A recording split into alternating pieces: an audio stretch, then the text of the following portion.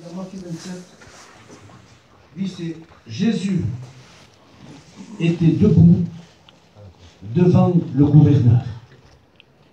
Dans cette version, je ne l'ai pas trouvé.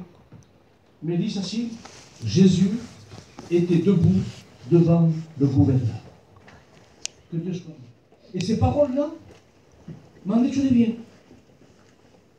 Et on va voir simplement, comment le Seigneur m'a fait du bien à travers ces quelques mots. Pourtant, écoutez bien, vous frères et sœurs. Si on lit un peu l'histoire, juste un peu l'historique de ce verset. Jésus a passé la nuit au jardin de Gethsémani.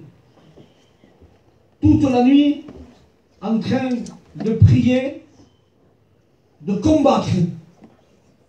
Le diable était là, les démons étaient là, pour justement le faire dévier, pour le sortir du plan de Dieu. La Bible dit qu'il est venu chercher et sauver ce qui était perdu. Et tout s'est décidé dans ce jardin-là, dans le jardin de Gethsémani. Jésus devait accepter de prendre la coupe du péché. Il devait prendre sur lui à ce moment-là. Il prenait le péché dans son corps. Non pas que Jésus ait commis un péché, car il n'a jamais péché. Je le disais dernièrement, il est né sans péché. Il a vécu sans péché. Il est mort sans péché. Il est ressuscité sans péché. C'est pour ça qu'il a vaincu. Il a vaincu la mort. Il a vaincu le diable. Il a vaincu toutes les autorités. Parce qu'il a vécu sans péché. Et là, il avait dans ce combat terrible qu'il était là à Gethsémani. Le diable était là, le démon était là.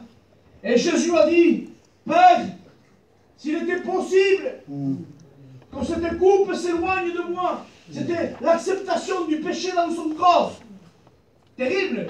Pour la sainteté même, la pureté même, accepter de prendre le péché dans son corps pour te le sortir à toi.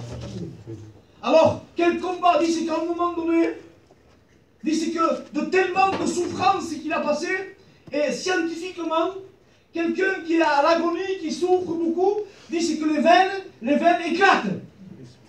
Les vaisseaux éclatent. Dit, c'est tellement de souffrance et de douleur qu'il a passé, dit, c'est que sa sueur est devenue du sang. Quelle souffrance il a passé? Écoutez bien. Dit, c'est qu'il a fallu même que Dieu, c'est terrible, Jésus, celui qui a créé les anges, il a fallu qu'un ange vienne le fortifier.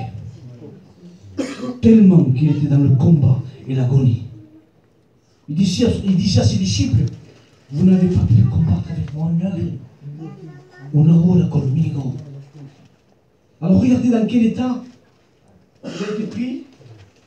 Il a été présenté devant le gouverneur. Écoutez bien, c'est pas fini. Avant de passer devant le gouverneur, il a été frappé par des Romains. Je lisais ça cet après-midi. Je dis au Seigneur, j'étais en train de méditer ça cet après-midi. On l'a dit souvent, la musique nous a joué, c'est que dans ces fouets romains, il y avait des morceaux d'os. Et chaque fois qu'on frappait, que le fouet était lancé, à chaque fois qu'il retirait le fouet, il le retirait avec la chair de son corps. La chair éclatait. Le sang partait, jaillissait de tous les côtés. Son sang tombait, regardez bien. On lui a mis une couronne d'épines. On a enfoncé cette couronne d'épines. Je me souviens, j'étais à la baraque, et Antoine était allé en Israël. Et à l'époque, Antoine, c'était très longtemps, moi j'étais jeune. Antoine disait la longueur des épines de là-bas. Il me acuerdo de toute la vie. Il disait que ces épines faisaient jusqu'à 12 cm. 12 cm enfoncés dans son crâne. Quelle douleur!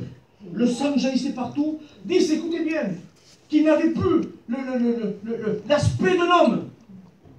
Dites, il était semblable à quelqu'un dont on détourne le visage. Pardon, Seigneur. Qu'il disait, mon frère, regardez l'état où il était. Frappé.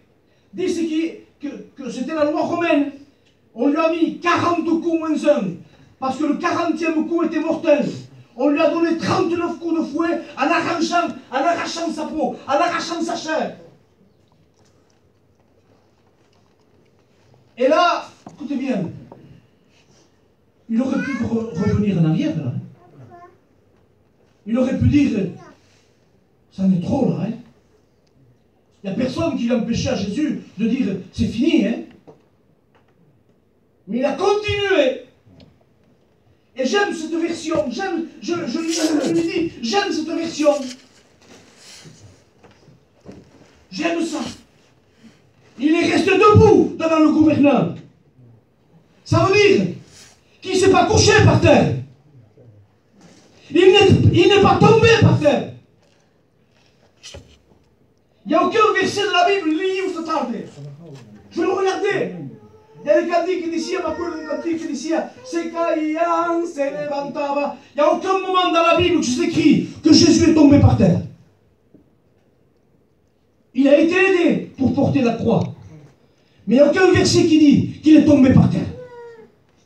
Ce verset, je le lisais cet après-midi, il disait Jésus, Jesús, se quedó derecho, debout. Disait non en espagnol, des pièces, disait. Des pièces delante de ses rêves. Il est resté debout. Pourtant, fatigué, chargé de coups, toute la nuit en train de combattre. Et je voudrais dire une chose, les frères et sœurs. Devant le diable et devant les démons, il faut rester debout. Debout. On n'a pas le droit de se coucher par terre. On n'a pas le droit de tomber par terre. Devant Dieu, on se met à genoux. Devant Dieu, on est à genoux. Pas devant le diable. Pas devant le diable. Ni les choses du diable. On va regarder quelques points. Que Dieu soit loué. Il ne s'est pas incliné devant le diable. Que Dieu soit loué. Même ensanglanté, il reste debout. Je te pose une question. Je vais être simple, et pas long. Je ne sais pas comment toi tu es. Est-ce que toi tu es tombé? Est-ce que tu es fracassé par terre? Est-ce que tu es à genoux devant le monde? Comment está tu vida? Est-ce que tu es debout? Ou est-ce que tu es par terre? Sonde ta vie. Peut-être que tu es sans force et par terre. Mais je te dis une chose. Regarde-le à lui. Parce que lui, il n'est pas tombé. Amen. Lui, il est toujours debout. Amen. Que Dieu soit loué. Il reste debout. Et on va faire quelques lectures juste courtement. Voilà le conseil que je te donne. Jette pas l'éponge. Peut-être que tu as déjà jeté l'éponge. Vous savez que ça veut dire jeter l'éponge? Dans le terme de la boxe, ça veut dire j'abandonne. Est-ce que tu as abandonné? Tu peux être là et avoir abandonné.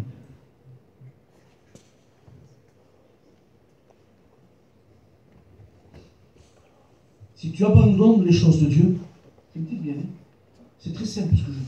Si tu abandonnes les choses de Dieu, c'est le diable qui se frotte les mains. Tiens, écoute ça. Chaque fois que tu abandonnes le chemin de Dieu, le diable se frotte les mains. Regardez, les bénis, c'est pensamento di fratello. Par exemple, quand tu manques de réunion, tu sais ce qu'il dit le diable, mais je vous promets, c'est la réalité. Je ne parle pas de quelqu'un qui ne peut pas. Je ne parle pas de quelqu'un qui réellement il a eu des problèmes, des soucis, qu'il a tout fait, il n'a pas pu. Mais quand je manque de réunion, tu sais ce qu'il dit le diable? J'ai réussi. J'ai gagné. Je ne parle pas de celui qui ne peut pas, que réellement il n'a pas pu venir. Je dis ça comme un exemple, et il y aurait tellement d'exemples. Chaque fois que tu peux faire quelque chose pour ton Dieu, et tu ne le fais pas, le diable se frotte les mains. Et on va le voir. Dis sur la parole, écoutez bien. À cause de celui qui est sur la croix, qui est resté debout. Dis c'est la parole. N'attristez pas l'Esprit de Dieu. N'attriste pas l'Esprit de Dieu. J'aime ce verset de l'apôtre Paul qui dit, il écrit à Timothée, il a dit ça, senti l'Albanie que c'est pas ça. Il a dit, souviens-toi de Jésus-Christ. Souviens-toi de ce qu'il a fait pour toi. Souviens-toi de la façon qu'il a été ensanglanté sur la croix, où cette couronne d'épines est rentrée dans son front. Souviens-toi des clous. Souviens-toi, parce que lui, il n'a pas fait cas aux clous dans ses mains. Lui, il n'a pas fait cas à ce fouet qui le transperçait. Lui, il n'a pas fait cas à sa souffrance, à sa douleur, ni à la séparation avec son père. Parce que lui, il pensait à toi. Comment est-ce possible, honnêtement, que tu puisses faire du mal volontairement à ton Dieu? Quand lui, il te dit, sors-toi ça, donne-moi ça. Moi, j'ai donné ma vie pour toi. Jusqu'à la dernière goutte de mon sang pour toi. Si tu le regardes à la croix du Calvaire ensanglanté, comment tu peux être indifférent? Comment peux-tu être indifférent à l'amour de Dieu? Il y a un verset dans la parole de Dieu, je vais bientôt finir. On va le lire si vous voulez, c'est dans Daniel chapitre 3. Sentite esta palabra. Que Dieu soit loué pour les hommes et pour les femmes de Dieu. On va dire comme ça. Au verset 10, 3, 10. Roi, tu as donné un ordre d'après lequel tous ceux qui entendaient le son de la trompette, du chalumeau, de la guitare, de toutes sortes d'instruments, devraient se prosterner et adorer la statue d'or. C'était un décret du roi. Et au verset 15, regardez bien. Le roi va dire à Shadrach, Meshach et Abednego, maintenant, tenez-vous prêts. Au moment où vous entendrez le son de la trompette, des instruments, toutes sortes d'instruments, vous vous prosternerez, vous adorerez la statue que j'ai faite. Si vous ne l'adorez pas, vous serez jetés à l'instant même au milieu d'une fournaise ardente. Et quel est le Dieu qui vous délivrera de ma main? Shadrach, Meshach et Abednego répliquèrent au roi Nebuchadnezzar. Nous n'avons pas besoin de te répondre là-dessus. Voici notre Dieu que nous servons peut nous délivrer de la fournaise ardente. Et il nous délivrera de ta main, au roi. Mais sache, au roi,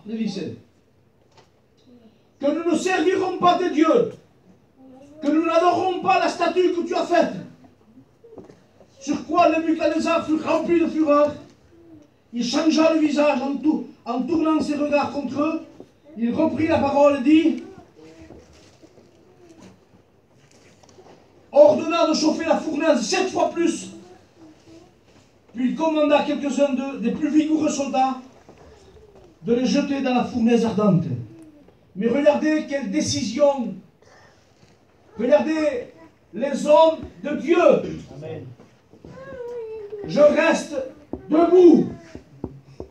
Je ne m'incline pas devant une statue.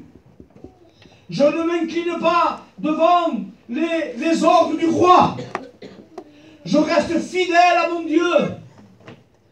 Pourtant, c'est facile à dire, hein? C'est facile à dire. Et à le prêcher, c'est facile. C'était une fournaise ardente. Mais écoute bien, je finis là. Sache, roi, que nous, on ne se prosterne pas devant la statue. Je pose une question. Combien de fois on se prosterne devant des choses qui sont mal? Pensatelo bien. C'est difficile pour moi. Seigneur, tu le sais qu'il faut que je fasse ça. Seigneur, tu le sais. Justement que je le sais. Que tu ne dois pas le faire. Est-ce que tu t'inclines devant les statues du monde? Je me comprends, vous comprenez aussi. Est-ce que tu t'inclines vers le péché? Regardez, les frères. Comment Dieu va les sortir de la fournaise ardente. Dieu s'occupe. Escucha bien esto. Dieu s'occupe des hommes et des femmes de Dieu. Sentez bien. Dieu s'occupera de toi. Dieu te sortira de la fournaise ardente. Tu passes par l'épreuve, dit la Bible. Dieu sait sortir les hommes droits de l'épreuve. Tu passes dans la difficulté. Dieu te sortira de là. Parce que tu veux garder un cœur pur. Parce que tu veux garder un cœur droit. Excusez-moi du mot, tu ne veux pas te coucher au pied du diable. Des fois, il ne faut pas beaucoup pour tomber. Un petit vent de rien du tout. Un petit vent de rien du tout. Allez, ça y est, je ne vais plus à la réunion. Il ne faut pas beaucoup, C'est pas une statue d'or, des fois, Non me estreno. Por suelo.